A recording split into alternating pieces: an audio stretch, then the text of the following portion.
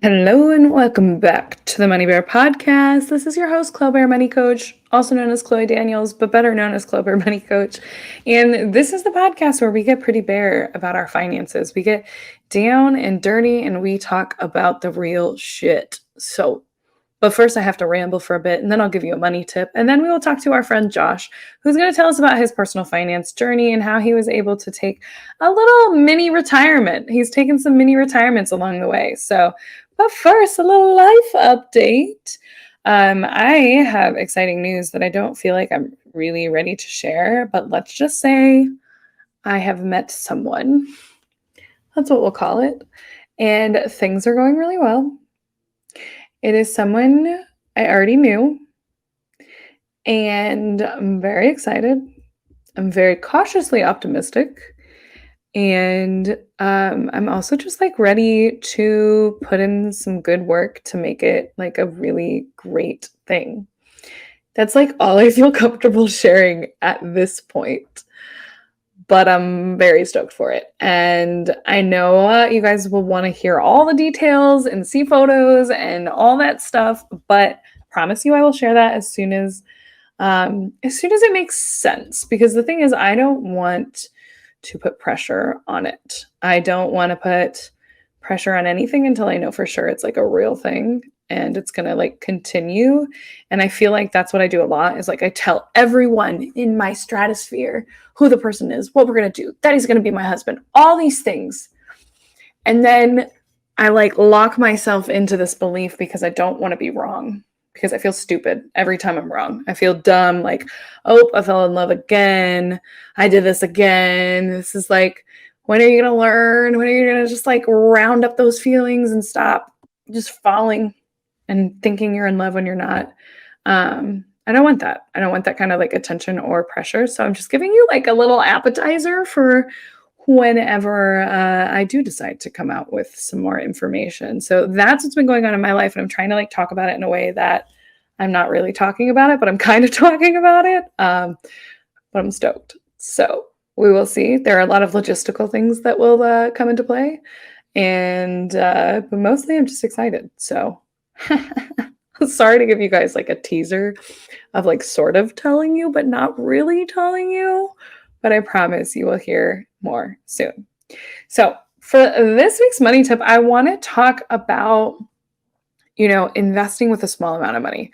So many people are like, I don't have $500 a month. I don't have $200 a month. I don't have, extra money every single month to invest.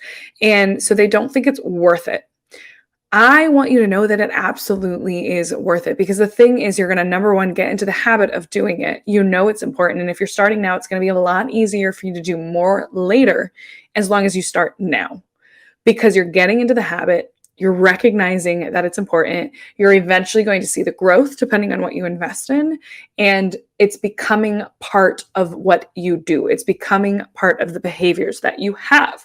And that's incredibly important. Behavior is like half of all things related to personal finance. So that is huge. And so if you have $20, if you have $50, if you have $10 a month to dedicate to investing, I encourage you to do it because you want to get into the habit of paying yourself and saving for your future. So that's the thing. And the thing is too, just even using the example of $100 a month. If you put let's say you could only ever do $100 a month over the course of 40 years. That's still $500,000 at the end of 40 years. And you only put in $48,000. So to me, do I think $500,000 is worth it? Yes, absolutely. And that is assuming a 10% average annual return. If you're looking at something more conservative with an 8% average annual return, you're looking at more like $310,000 after 40 years. But still, isn't $310,000 in that brokerage account, in that Roth IRA, in that 401k better than $0? I think it is. So I really want to encourage those who have been listening and have been delaying their investing because they don't think it's worth it or they don't think they have enough to invest. I want you to get started. It's going to add up. It's going to encourage you to keep going, and it's going to eventually encourage you to do more. Now, if you're like, Chloe, I have no idea where to get started. Well, don't worry. I got a free guide for you. So if you go to thelazyinvestorscourse.com/guide, I have a free Get Your Money Right guide that is filled with free resources, videos to guide you along your journey so freaking much, and it's all free. So grab that at thelazyinvestorscourse.com/guide. It is in the show notes, but grab that and get started on your journey today. Stop waiting, my friend. Stop waiting, my little chicken. We're at the end of the year, but you don't have to wait until the new year to get started, honestly.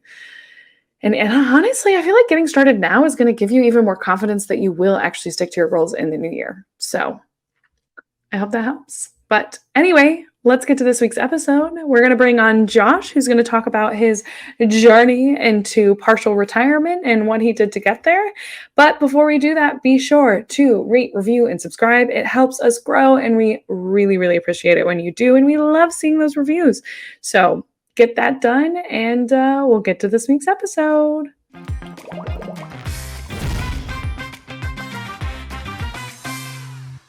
All right. Welcome back to the Money Bear podcast. Today we've got my friend on who has been an internet friend for a few months now. I want to say we've been internet friends for about 6 months. And a while back, I was like, you know what? You should just come onto the podcast so that we can like meet each other and get to know each other better. So today I've got that happening, and I've got Josh Overmyer on the Money Bear podcast today. Thank you so much for coming on. Thanks for having me. Yeah, for sure. So one of the things I first want to understand is, what is your general like participation in the personal finance community? Because I tell you what, every time I meet somebody new, whether it's like a new internet friend or somebody in person or at the frickin' Plutus Awards and they announce Josh Overmyer as one of the potential nominees for a community builder, I'm like, you are connected in every way to this community, but I don't know you yet. So tell me, what is your attachment to the community? How are you participating? Give me the things. Yeah, sure. So I am kind of a reluctant blogger. I don't do very often write new blog posts, but it is out there. Just my name, joshovermeyer.com. I kind of started that based on some friendly pressure from some of my Twitter friends that if I would have something I'd explain in a tweet, and it just like, it took way more than the 280 characters, whatever it is. They're like, no, Josh, you need to write a post on this. Like, so yeah, I kind of did that. And then really started the blog because I've had a lot of personal finance failures and I want to help people avoid some of those costly mistakes that I've made. And so, yeah, that's really kind of what the blog was. So when I was a little bit more active with the blog, I went to my first FinCon in 2018. One of the things I really enjoyed about FinCon, obviously, besides just meeting everyone, was volunteering and getting involved with the conference and just kind of helping people navigate their way around. That conference happened to be in Orlando at a facility that I had been to before for a work-related conference. So I knew my way around the place. And so even like the first day before conference started, I'm walking Brad and Jonathan from Choose FI around. Of course, they're celebrities in the space. So everyone's coming up to them. I got to meet so many people even before the registration opened at the conference. So that was pretty cool. But getting involved with the volunteering, Jessica from FinCon, the CEO now, she reached out to me in 2019 to see if I wanted to be the volunteer coordinator when FinCon came to DC in 2019. So really, of course, then got involved and, got to meet hundreds of my fellow personal finance nerd enthusiasts and bloggers and podcasters, everybody that has all these awesome channels and things like that. I love it. You're like, your title is like the connector. You're like the connector who connects everybody to where they need to go, what they can do, how they can show up in the space. I love that. Yeah, absolutely. And, you mentioned the Plutus Awards. Actually, from 2019, 2020, and 2021, I sponsored a trophy. Like I these trophies come up sponsored by so-and-so, some big brand, some, important creator or someone that's like, won too many times so they can't be a nominee anymore. And not all of the trophies had a sponsor. So I'm like, well, that's dumb. Like someone should like put some, of course it's money and it goes to the Plutus Foundation, which is an awesome cause, supporting financial literacy in the US and I believe elsewhere, but also that, there should be some support recognizing, that award is an important award, just like all the big ones that get the and all of those big brand names. So I sponsored the best international personal finance content one year. I did the best fire content, and then I sponsored in 2021, the one FinCon was in Austin. I sponsored the best or the community builder award. And so Okay. that was Yeah. kind of came full circle this year when I was a finalist for that award. Yes, I love that. That's so cool. I love that you like saw that and you're like, you know what? This needs to have a sponsor just like all the other ones because this is equally important as all the other ones out there. So that's very cool. I love the way that you're just like interconnected with all of the things that are happening. And I love your description of a reluctant blogger. So Twitter turned blogger turned, community supporter in all its forms is very cool. Yeah, absolutely. So these days, I was right before we started recording, I was like, all right, Josh, how do you like define your current state in life? Are you considering yourself retired? Are you considering yourself on sabbatical? Tell us a little bit about what you're doing right now. Yes. Yes to all of that.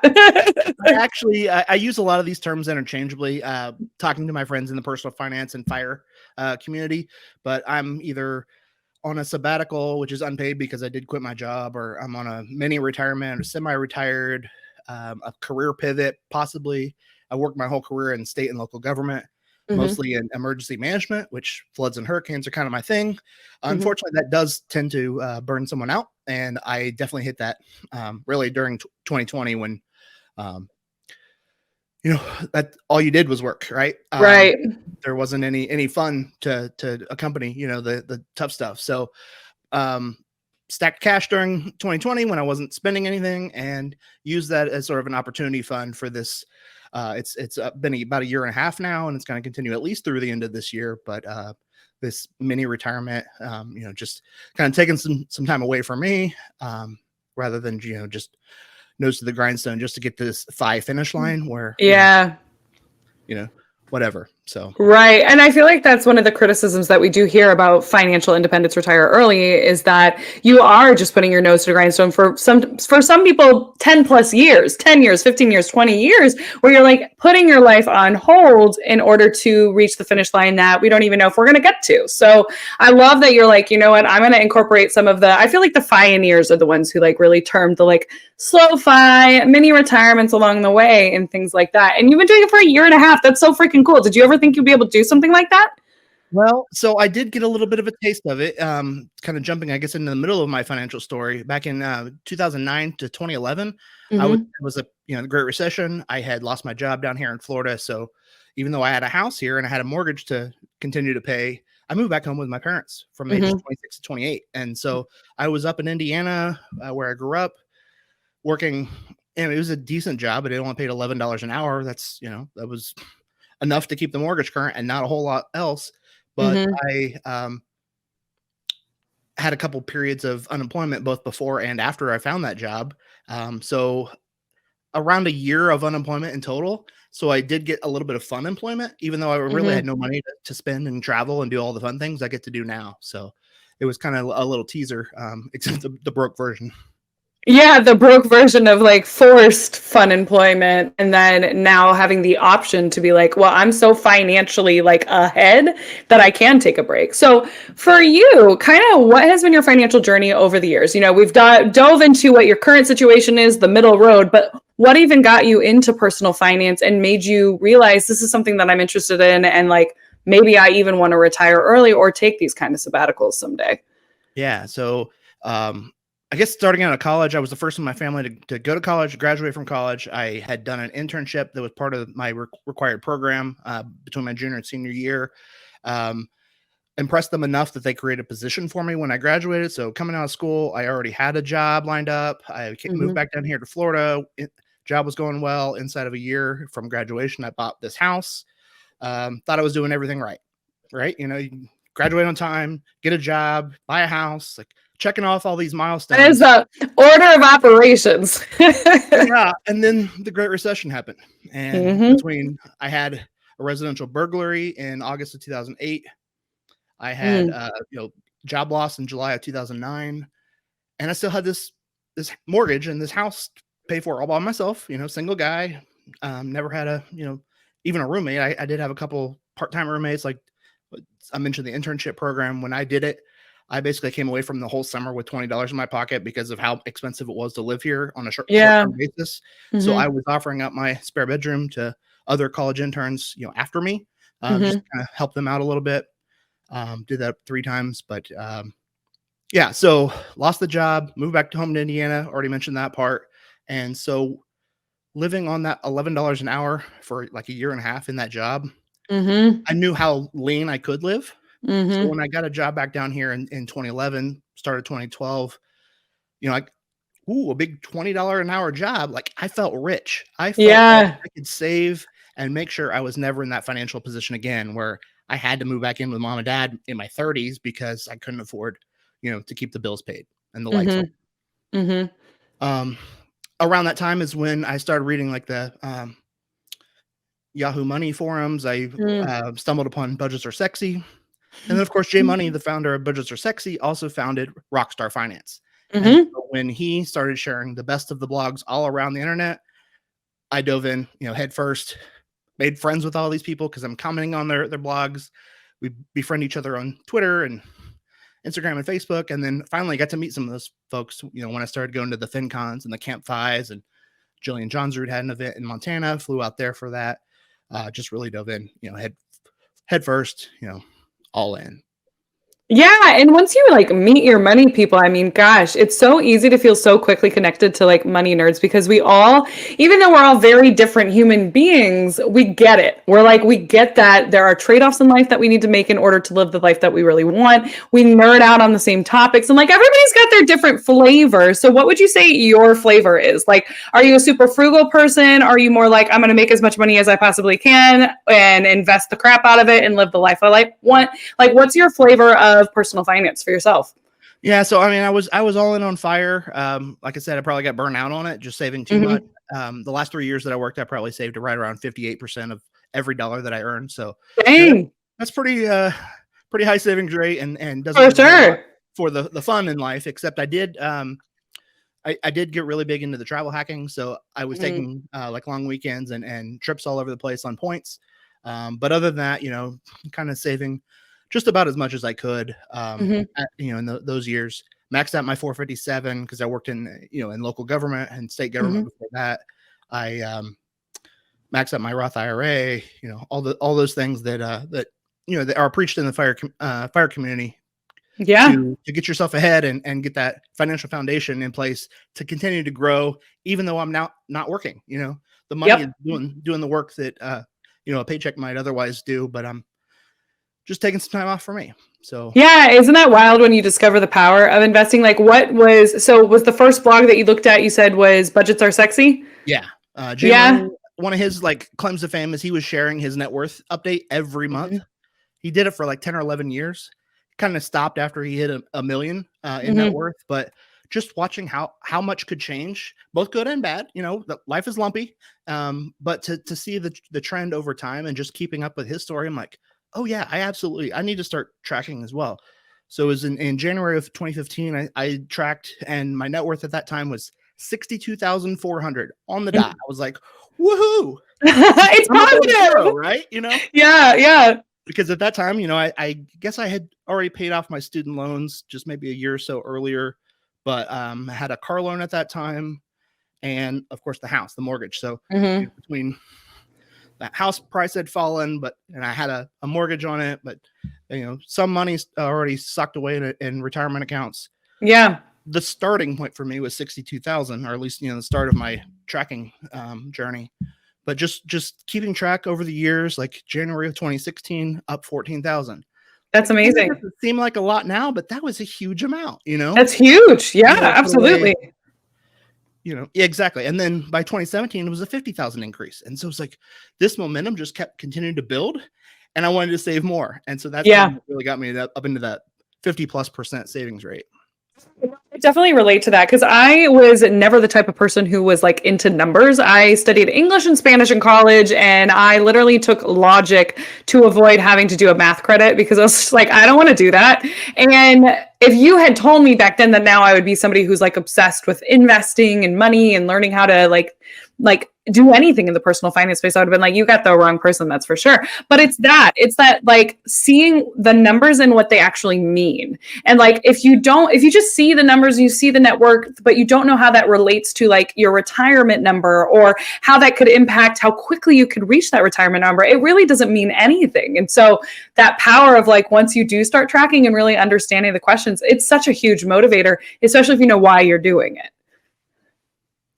Yeah, for sure. And one of the milestones along the process is when your investments and your savings grow more than you earn in a whole year. I know you asked earlier how what my income was during this time. The most I ever made was a couple $100 over 75,000. Like it's an okay salary. I've got a college degree. It really should be higher than that. But like I mentioned, I worked in government, and you're not gonna make top dollar working in government. So I felt like it was really important to make sure that I wasn't squandering that income and saving and investing. But the year 2019 was the first year that I, my net worth actually went up more than my take home pay.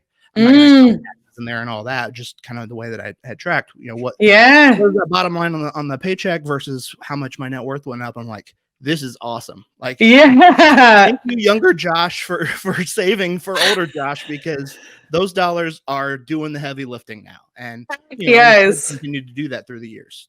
Notwithstanding. So, well, not this year, but like we know after bear markets like this, usually we see around an average, I think 40% increase over the next 12 months. So we'll get it eventually, hopefully. Yes, that's awesome. So for you, what was your why behind doing this all? Like, what was the dream? I mean, it definitely sounds like some of it came from the fact of like, I don't ever want to be in this situation again. I never want to have to live at my parents. Like, this is like, I need to be independent. But what else was there? I mean, we've got to have another reason beyond that, right? Beyond just surviving. Yeah, and I always struggle with this question. Choose if I always used to ask, what is your why? If I really just didn't want to work. Like that's good enough. Because working in government, it's one of those tough things where everyone you interact with is your client. They're a taxpayer, or they live there, they're a renter. Like I never thought about it like that. Yeah, and so it's just it's tough, like feeling like everyone owns a piece of you. And may or may not be true, but like that's kind of the way that you're made to feel. And so it was when it was time for me to say goodbye to local government here most recently in June of 2021, I was like, yeah, see ya. Bye. We'll see if I ever go back to some kind of government role or not, but hoping that chapter is behind me. Yeah, well, and also with the 457, that's the really nice account because you can access that money at any time, which you probably, so are you withdrawing from your investments right now, or are you like living off of blog income, or kind of what's your living situation right now? You're like, the laugh at the blog income makes me think there's no blog income.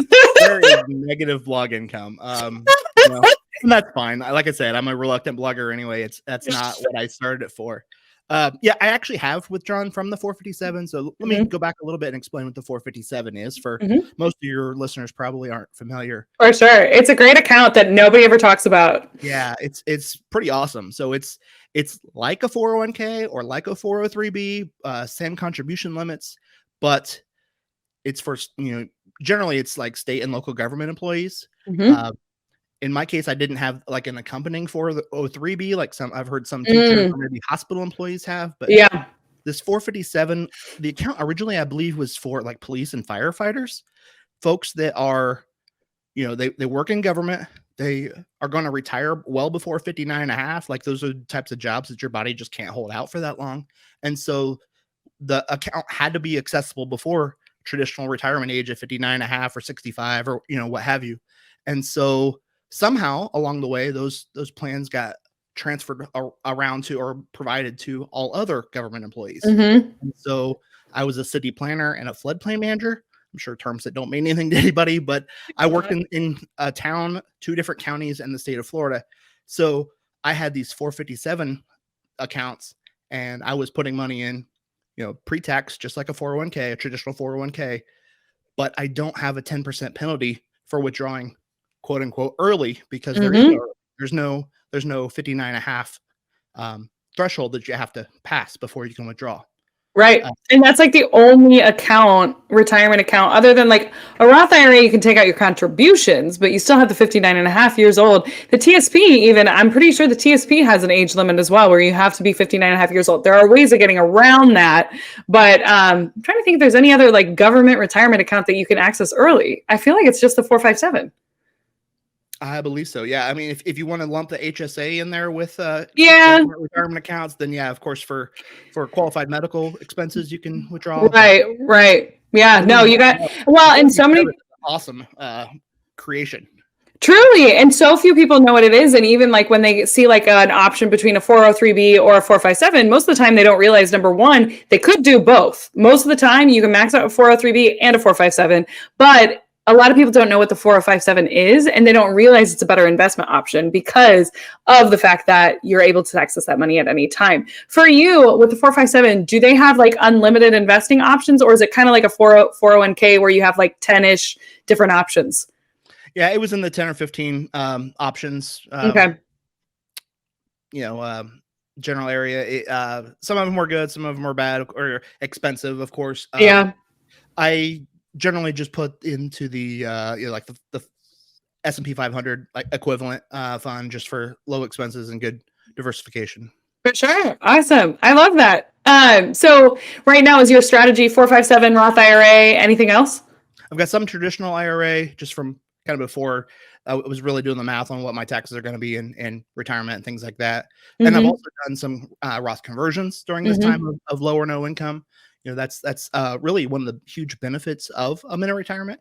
If you have a whole calendar year, a whole tax year of low or no income, then you can start filling up that 0% or the standard deduction, then the 10% bracket, then the Yep. 12% bracket if you choose to, and or you can combine that with 0% long-term capital gains if you're Mm-hmm. if you're in the 10 or 12% tax bracket right now. And so I've done a little bit of both, and as well as I mentioned, withdrew some from the 457 just first of all to kind of test out and see how that worked. Also, Yeah. just kind of refill the bucket from last year's spending. My goal was I saved up a year of expenses or my typical expenses in Mm-hmm. savings and another year in a taxable brokerage, but I didn't want to would use up all of that from either one. So when I took a withdrawal from the 457 back in February, which I guess is better timing than trying to do it now. I Yeah. just kind of refilled the savings account. So Mm-hmm. Have you had moments as somebody who like has taken a short retirement during a bear market? Have you had moments where you're like, oh shit, like, or were you, obviously a good financial plan is going to diversify you for when you need that. Like, do you feel like you were well enough diversified, or has there been a little bit of both emotions? yeah, I mean, definitely a little bit of both. But Yeah. like I said, when I quit my job, it was in June of 2021. Mm-hmm. So for the next like 6 months or so, the market continued to go You're up. like, that's I was great. at a period where I was like, this is awesome. I'm richer now than my last paycheck. And then, then the reverse happens. It's like, well, I guess I was expecting to spend money while I was retired or whatever anyway. And then, I'm down below where I started Yeah. this chapter of my life, but it's fine. Like Yeah. this is part of the investing journey, and anyone who's read up on this at all knows that this is just part of the journey. 100%. Absolutely. But no, it's one of those things that I always hear people like the people I feel for the most right now are people who are entering into retirement, who were not prepared, who were, not diversified, didn't have a year emergency fund and things like that. But I think it just highlights how important it is to always take into consideration your risk preference and your time horizon. So many people are like, oh, I'm just going all in on VT Sachs or all in on S&P 500. I don't need any like other level of diversification. It's like, well, it depends. It depends on where you're at in your life. So it's a good reminder for that, I suppose. Yeah. So in your like sabbatical that you've been experiencing for the last year and a half, what have you been doing with your time? Yeah. So a big purpose of this was to spend more time with friends and family. Mm-hmm. Right after COVID, where we hadn't seen anybody for like a year, it was time to reconnect with my family up in Indiana. Got to see I had at the time I had one remaining grandpa and both of my grandmas they're both still around, but grandpa passed away in April of this year, so it was good that I had some additional time with him that I Yeah. otherwise would not have had because I'm 1,000 miles away, right? Right. Lots of time with my parents and my sister. I've taken road trips to a bunch of national parks. I think I've been to 13 national parks during this time. I've been to Camp Fi out in Colorado twice. This year I went to Camp Fi in outside of San Diego. So that was really fun just to get a different feel for the, just because there's different attendees than the one here in Right. Florida that I've been to 4 times. Um, but then I kind of caught the cruise bug because after the cruise restart in July of 2021, a lot of these cruises were super cheap. I bet. I was thinking that. Yeah, the head counts were purposely low for a while. They just wanted to make sure that they could safely operate, Yeah. but there were some really good deals out there. Not to mention, and I'll get into the hack that I found in a second, but there weren't a whole lot of people that wanted to go on a cruise ship Mhm. or really, maybe had the time to go in the middle of, some random week in December or February Mhm. or whatever. So I have been on 11 cruises. I think it's 11 in the past in the past year, and I've got 4 more booked here between now and Christmas. That is so many. It is kind of too many, but it's like also a lot of fun. So You're like, listen, this is my year. I'm going for it. The cruise man. yeah. So the hack I found was, as I scrolling Instagram as one does, I saw this ad from Carnival Cruises, and they were Mhm. trying to get gamblers back onto their ships. They have an onboard casino that's part of their revenue stream. Well, if you had any kind of status at a land-based casino, whether that be MGM or Caesars or your local Indian casino, you could submit your player's card to the Carnival Casino program, and they would match your status. The offer is still out there. You can do that today. I had Caesars Diamond status from a Wyndham hotel chain match that I had gotten from an IHG, which is the Holiday Inn and Crown Plaza and Intercontinental Hotels. Mhm. That I had from because I used to carry their credit card. It was like all these status just kind of like match to match to Popping on match. top of each other. Yeah. And then all of a sudden was getting these emails from Carnival and getting basically free cruises. All I had to pay was the port fees and gratuities. And one of them had a $200 deposit, but that became onboard credit for once I got on the cruise ship. So I was going on like an 8-day cruise to the ABC Islands in the Southern Caribbean for $170 or something crazy like that. So it was like, It's amazing. I have never heard of a travel hacker talking about this hack. That's insane. So, okay, explain to me how that works. So, essentially, if you're a certain level of gambling like participant at any casino in the US or any like major casino in the US, you get like statuses? yeah, and I don't know how all the status works on Yeah. casino on Carnival's program, but that Caesar's Diamond must have been a high enough status to be like, hey, this guy must be a big gambler. So they started And sending me these so cruise offers. and the Caesar Diamond, really, you became a Caesar Diamond from having their credit card. There was one step in between, but yes. What was the step before that? So I had the IHG credit card, which gives you platinum elite status with the IHG Holiday Inn, chain. Yeah. That platinum elite status I matched to the Wyndham Okay. Hotel program, and I was a Wyndham Diamond, and then Wyndham and Caesars are partners. That is so cool. So did you have to do any gambling in order to like get that status? $0 gambling. Oh, that is wild though. I had no idea and I would have never even known that that was a thing, but what an awesome perk. Yeah, for sure. Oh, damn. That's really cool. So for you, all the that's amazing. Are you tired of traveling yet? We're gonna find out if I am here pretty soon. I've got 4 cruises to the Caribbean in the next 5 weeks. So Holy crap. That's going to be so much fun though. Oh my gosh. Like well, I'm a little bit jealous. I have a lot of road trips all over the country. As I mentioned, I did all to all those national parks, most of them out west. Yeah. I was driving up to Indiana kind of for the summer, like I said, to spend time with family and friends up there. That's also a lot better home base for road trips than down here in South Florida. Mhm. Right. Takes me 5 hours just to get out of Florida, and then you're just in southern Georgia. It's like you're still not close to anywhere you want to go. So Yeah. Indiana worked out really well for that. And I've been to 41 states in the past 17 months and visited friends in like 9 or 10 different states. So it's been a whole lot of fun. That's amazing. I love it. We had similar journeys this year. I just got back from my 9-month road trip with my dog. And now I'm at the point where I'm like, all right, I'm tired of traveling. I'm staying in central Illinois for a while. We'll see. I'll say that. And then in 2 months, I'll like book a random trip somewhere. Who knows? We'll see what happens. So, for anybody who is listening and is like, that is so cool that he was able to do this, that he got to this point, what are like three big tips you have for somebody who is like thinking like, this is something I would love to do someday, maybe not fully retire, but like take a break? What would you tell them?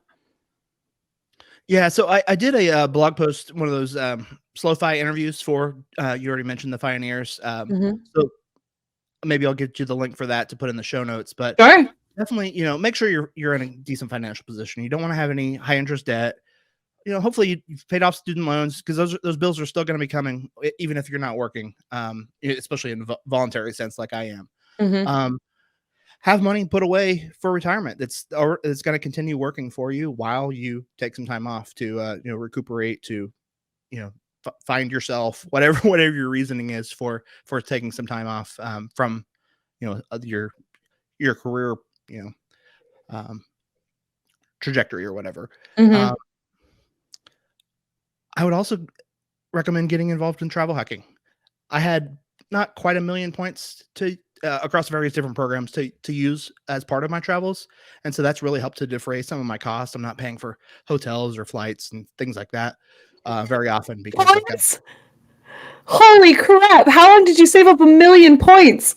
Well, part of that was when I was working for the state of Florida. I was in a position where I was basically a full-time temp, but I was also traveling 75 to 80 nights a year. So Wow. really Okay. hard-earned points. Like, I slept in a lot of strange beds, and I, was doing the credit card sign-up bonuses as well during that time. Mhm. But that position also did not have vacation time, sick time, any kind of Mm. paid holidays. And so for three and a half years with the state of Florida, I was just saving up points. And then finally, once it got in a position with my most recent job, I was able to take some of those long weekend trips and things like that. But I still had a lot of points to use, and I'm still continuing to sign up for new cards. I think Mhm. I've done 3 this year. So getting the Awesome. big sign up bonuses, really help defray the cost of your road tripping and flights. So Yeah, for sure. I love it. So travel hack, make sure you're in a good financial place. What would you say third tip is?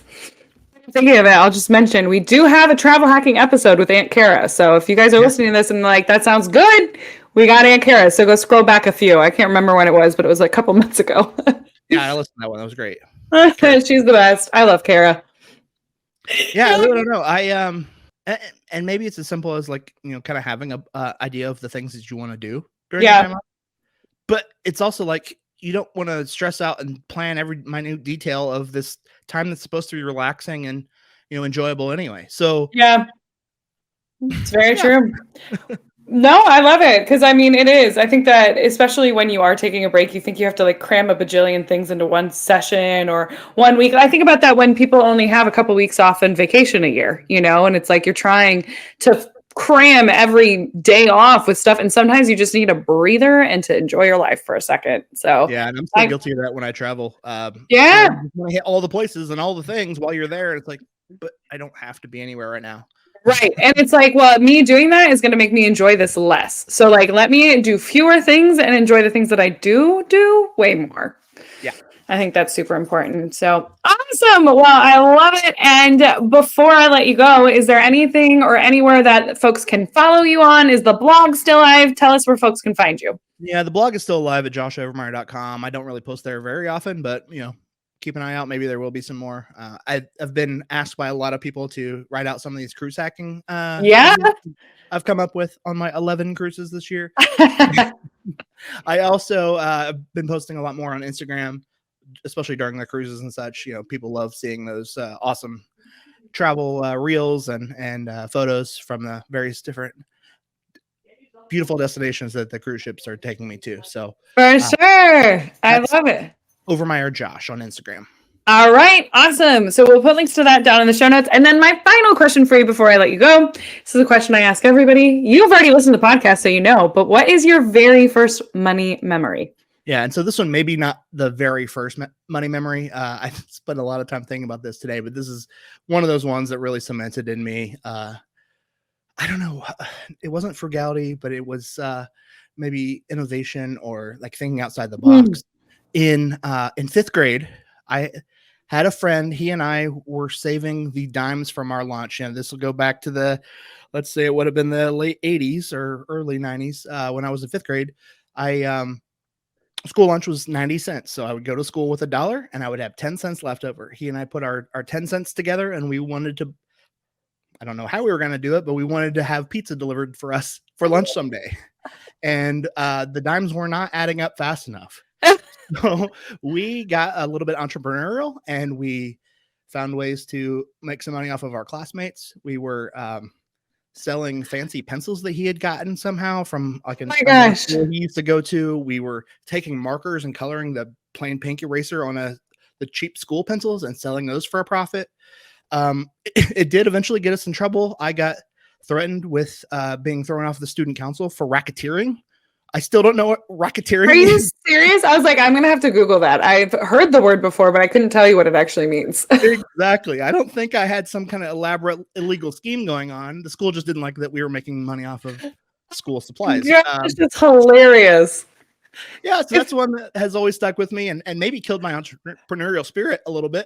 But yeah, so that's definitely the one I wanted to share with your audience. That is, I love that because I always, so many people come on here and they tell me like their earliest money memory is like hustling their classmates. And I'm Yeah, always just like, the little yeah, candy drug dealers. my little candy drug dealers, exactly. Yeah. So you were just a pencil drug dealer, so not the hard stuff. Yeah. Racketeering. I'm gonna have to Google that next. Awesome. Well, thank you again for coming on. It was so great getting to know you and sharing your story. And we'll leave links to how folks can connect with you down in the show notes. All right. Thank you so much. I hope you guys enjoyed that, and I hope it served as some inspiration that retiring doesn't have to be an all or nothing thing. It doesn't have to be let's rush our way to retirement so that we can just live our life then. Instead, you can enjoy life along the way, and like, why wouldn't you want to enjoy life along the way? So I love that Josh is living that life for himself and that he's just like defining what he wants. And I love that he was like, I just don't want to work. Like, that's okay. That can be your why. But also his why is being able to travel and see more friends and being able to go on 11 freaking cruises. So I hope you guys enjoyed that. I'm still blown away at that trick he used to get free cruises. That's wild. He needs to write a blog post about that. So Josh, if you're listening, we're going to anxiously await a blog post for that. So anyway, that's all I've got for you guys today. Friendly reminder, since we're talking about money, that nothing on this podcast is meant to be taken as financial advice, legal advice, tax advice, any of the advices. It's storytelling, it's entertainment, it's opinion. You always want to consult with somebody who knows your own personal financial situation and is a professional before you ever make some money moves. So do your own research. And if you want to see our full terms and conditions, we got that down in the show notes as well. So that's all I got for you guys this week. Have a wonderful week, and I will see you next week.